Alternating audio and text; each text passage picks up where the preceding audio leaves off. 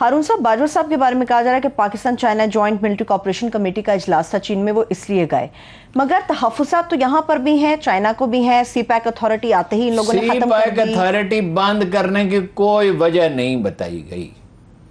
دیکھیے نا جی، جب شہباز شریف صاحب چیف، میں نے اب بھی آپ سے کہتا ہوں، شہباز شریف صاحب still chief minister, prime minister کی طرف وہ سوچتے ہی نہیں ہیں۔ بہت سی چیزوں نے ایسا ہی کے حوالے کر دی، ٹھیک ہے نا جی۔ اور وہ جو ہے شہباز سپیڈ، اس وقت اصطلاح استعمال ہوتی، اب کیوں نہیں ہوتی؟ ہاں، اب خاموشی، اب کچھ نہیں کہتے۔ نہیں، اس لیے کہ شہباز سپیڈ ہے ہی نہیں۔ وہ کرتے تمام سیکٹریوں کو ہدایات تھی کہ یہ جو امپورٹنٹ چینی کمپنیاں ہیں ان کا کام فٹافٹ کریں، تاخیر، بالکل ٹھیک ہے، انسٹرکشن تھی، ٹھیک ہے۔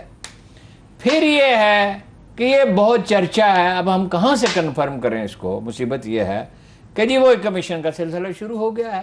اچھا، یہی اس کے سولر کے بارے میں کہا جا رہا ہے۔ سلمان شہباز وہاں کیا لینے گئے تھے؟ ترکی سے خریدیں گے نا جی۔ وہ ایک جزیرہ ہے ترکی کے زیر اثر، شمالی قبرصہ، یہ کون سا ہے، وہ وہاں بنتے ہیں مختلف ملکوں میں، مختلف، جیسے فن لینڈ میں وہ ہے یہ اپنا موبائل انڈسٹری بہت پہلے ڈیولپ کر گئی تھی، جیسے کوئی چیزیں تائیوان میں بہت اچھی بنتی ہیں، کوئی مختلف ملکوں میں بنتی ہیں۔ تو یہ کہا جا رہا ہے کہ سلمان شہباز وہاں گئے تھے، یہ تو ضرورت تھی ٹیکس معاف کرنے کی، اس لیے کہ بجلی نہیں ہے تو لوگ کیا کریں، سولر لگوائیں۔ سولر کی کاسٹ 4 سال میں پوری ہو جاتی ہے۔ صحیح، ٹھیک ہے۔ ہارون صاحب، چائنا اور انڈیا کی فوجیں بھی آمنے سامنے تھیں اور غالباً ابھی بھی انگیج ہیں۔ پاکستان اس میں اپنا کیا رول پلے کرتا رہا یا کر رہا ہے یا کرے گا؟ وہ جو ٹریننگ کی بات ہے وہ یہ سمجھ لیں، اس پہ جو ایک بہت اچھا پراوین سوامی ایک ایکسپرٹ ہے وہاں پہ، وہ کل اس پہ بات کروں گا، اس نے جو تازہ ترین تجزیے دیے ہیں، اس نے ساری زندگی صرف کی ہے PLA، پیپلز لبریشن آرمی، چین کی آرمی کو کہتے ہیں پیپلز لبریشن آرمی، اس پہ ریسرچ کی ہے۔ پاکستان بھی وہ آتا جاتا رہتا ہے اور معتدل ہے، اس کو ویلکم کیا جاتا ہے، چین میں بھی اس کو مطلب ڈسکریج نہیں کیا جاتا، اور وہ چونکہ بہت کنسیڈرڈ اوپینین دیتا ہے تو اس کا احترام پایا جاتا ہے۔ وہ کہتا ہے کرنل کے رینک تک پاکستانی آفیسر جو ہیں ان کا انٹریکشن ہوتا ہے چائنیز سے۔ وہ سرحد پہ تو بیٹھے ہوئے 80,000 آدمی، 1,000 کلومیٹر پہ گلوان جھیل والے علاقے میں 1,000 کلومیٹر پہ قبضہ بھی، ایک لفظ اس پہ مودی کہتا نہیں ہے۔ روبوٹ ہیں، انفارمیشن ٹیکنالوجی میں ان کی اس میں برتری انہیں حاصل ہے، گرم کھانا انہیں ملتا ہے، انہیں مکان بھی بنا کے دیں گے، عارضی جو مکان ہوتے ہیں، اور وہ وہاں سے پیچھے ہٹنے کے لیے تیار نہیں، اس لیے کہ انہیں اندیشہ، اسی لیے تو انڈیا جو ہے وہ امریکہ سے تھوڑے تھوڑے پیچھے ہٹ رہا ہے نا بھائی۔ یہ تو چین تو ایک مصیبت ہے، چینی تو دیکھیں نا، ان کا تو بجٹ اب 176 بلین تھا تو وہ 200 کوئی تقریباً $300 بلین کر دیا انہوں نے، اور پاکستان نے اس میں ان کی ٹیکنیکل مدد بھی کی اور انٹیلیجنس ہیلپ بھی کی۔ اچھا، اس ویری سمپل، اس لیے کہ خطرہ تو پاکستان کو ہے۔ ٹارگٹ کیا ہے؟ ٹارگٹ یہ ہے کہ 100 کلومیٹر، ہمارا چین کے ساتھ بارڈر بہت چھوٹا ہے، اتنا سا ہے 100 کلومیٹر، اس کو کاٹ دیا جائے۔ اور انہوں نے ایک پوری بات، اس کو کیا کہیں گے، ریجمنٹ کہیں گے، کیا کہیں گے، 700 آدمی ٹرینڈ کیے ہیں اس کو سبوٹاج کرنے کے لیے۔ اچھا، ہمارے اداروں کے اطلاع یہ ہے کہ وہ یہ درہ خنجراب یا سست کا جو بارڈر ہے جی، یہ اس علاقے میں، تو وہ پراوین سوامی کہتا ہے کہ جنگ کو تو ایک ملک سے تو نہیں ہوگی تو پھر دونوں سے ہوگی، پاکستان اور اپنا چین سے، اس لیے کہ چین جو ہے وہ اس کی لوگ سمجھتے نہیں ہیں، سی پیک کو ایک تجارتی راہداری کہتے ہیں، تجارتی راہداری نہیں ہے یہ، اس کی دفاعی اہمیت ہے، اس کی تجارتی اہمیت ہے، اس کی سیاسی اہمیت ہے، اس کی معاشی اہمیت، اقتصادی اہمیت۔ ٹھیک ہے، ٹھیک۔ ہارون صاحب، ہماری سیاست میں جس طرح سے چائنا کی بات ہوتی ہے عالمی سطح پر، اسی طرح سے رشیا کے حوالے سے بھی بات ہوتی ہے، جیسے گفتگو میں آپ نے افغانستان رشیا کی بات کی۔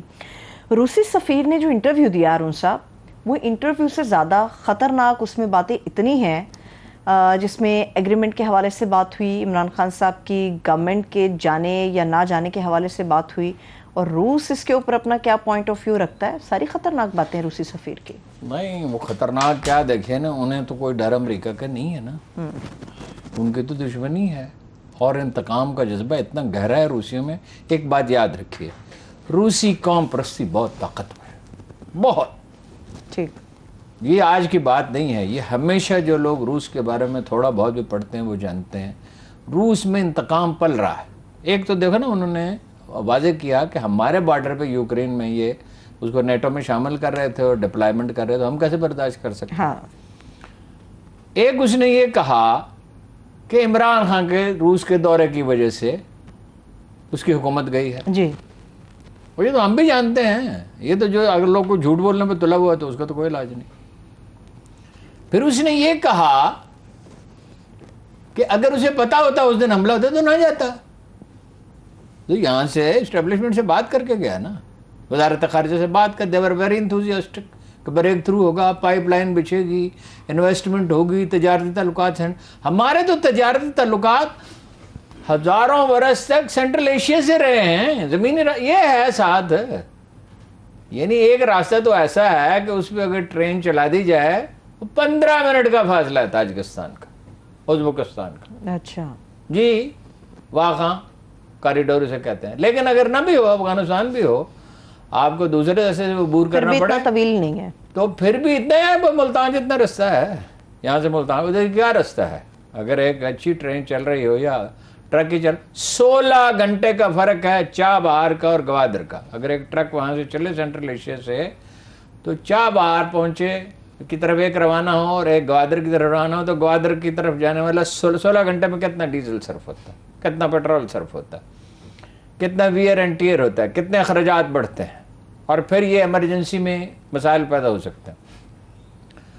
تو دوسرا اس نے جو اور بہت اہم بات کہ عمران خان بڑا ایماندار آدمی ہے، یہ کہنے کی ضرورت کیوں پڑی؟ ڈپلومیسی میں اس طرح کی باتیں نہیں کہ اور بھی تعریفی کچھ الفاظ کہے. کیا کوئی ایگریمنٹ ہوا رشیا اور پاکستان کے درمیان؟ نہیں ایگریمنٹ تو کوئی کلیم ہی نہیں کرتا نا. بات ہوئی وہ کونسل جنرل جو ہیں، کیا نام ہے ان کا، میں نے آپ کو بتایا تھا، مجھے تو نام اتنے مشکل روسی نام یاد نہیں رہتے. Andre Fedorov. انہوں نے کہا تھا پچھلے ہفتے کہ بھائی طے ہو گیا تھا، اب طے ہو گیا تو باقی تو ہوتا ہے پروسیس.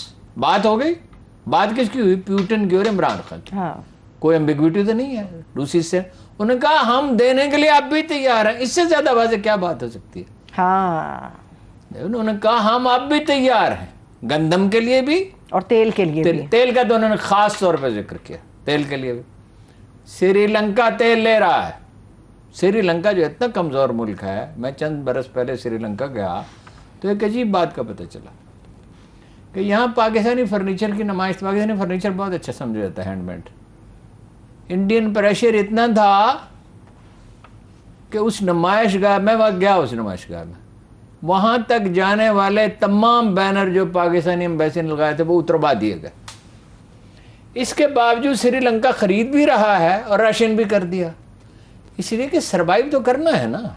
یہ پھر موجودہ حکومت کے جھوٹ کو واضح کرتا ہے کہ ہم نے رشیا سے رابطہ کیا، ابھی تک کوئی جواب ہمیں نہیں ملا تیل کے حوالے. جو آپ تو انہوں نے پریس کانفرنس میں دے دیا، لے لو.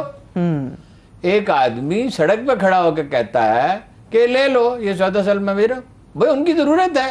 یورپ تو بہت کم خرید رہا ہے، اگرچہ خرید رہا ہے، بہت کم خرید رہا ہے، تو انہیں اپنا ملک نہیں چلانا. 93 ارب ڈالر کا سستا تیل بیچ چکا ہے اب تک رشیا. 2 بلین ڈالر کا تو انڈینز بھی خرید چکے ہیں اور خریدتے جا رہے ہیں. ہم نہیں خرید سکتے کہ آقائے نامدار جو ہیں وہ ناراض ہو جائیں گے. بھائی ان سے کہو اللہ کے بندوں ہم مر رہے ہیں، ہمارے گھروں میں بجلی نہیں ہے، ہماری انڈسٹری نہیں چل سکے گی، ہم کمپیٹ نہیں کر سکیں گے، 50% بجلی کی قیمت بڑھانی پڑی ہے، تو کیسے ہم کر سکیں گے متحمل اس کے؟ ایل این جی ہمیں چاہیے. ایل این جی کا تو یہ الزام خان صاحب کے اوپر بھی لگاتے ہیں کہ تب اگر کر لیتے تب یہ ہو جاتا، اب اگر یہ کر لیتے تو بعض آنے والے وقت میں الزامات کچھ بہتر ہو پچھلی جاتا. حکومت کے بارے میں درست بھی ہو سکتے ہیں، ہم بھی کہتے رہے بر وقت خریدو، جلدی کرو، ایگریمنٹ کرو، لیکن وہ کیے بھی ہوتے، پیسے کہاں ہیں؟ اب یہ بھی تو یہی غلطی دہرا رہے ہیں. بریک کی طرف چلتے ہیں ہارون صاحب، ایک چھوٹی سی بریک سے واپس آ کے یہیں سے کنٹینیو کریں گے. معاشی صورتحال پر جس طرح ہارون صاحب نے بات کی اس کے اوپر بھی بات ہوگی، اور پنجاب کے ضمنی الیکشن کے اوپر بھی، اور ٹکٹوں کی تقسیم کے حوالے سے بات کریں گے. ہمارے ساتھ رہے. Welcome back. हारून साहब, आपने मौशी सूरत हाल के ऊपर भी बात की जब आपने रशिया की बात की, पाकिस्तान के अंदर क्या सूरत हाल है। तो सूरत हाल को बेहतर करने के लिए आप हमेशा कहते हैं कि निजकारी हो जानी चाहिए, तो निजकारी कर दें ना, कुछ बड़े इदारों की निजकारी कर दें जिनसे कुछ फ़ायदा हासिल हो सकता है किसी भी तरीके से। 77 से मैं सुन रहा हूँ निजकारी की बात।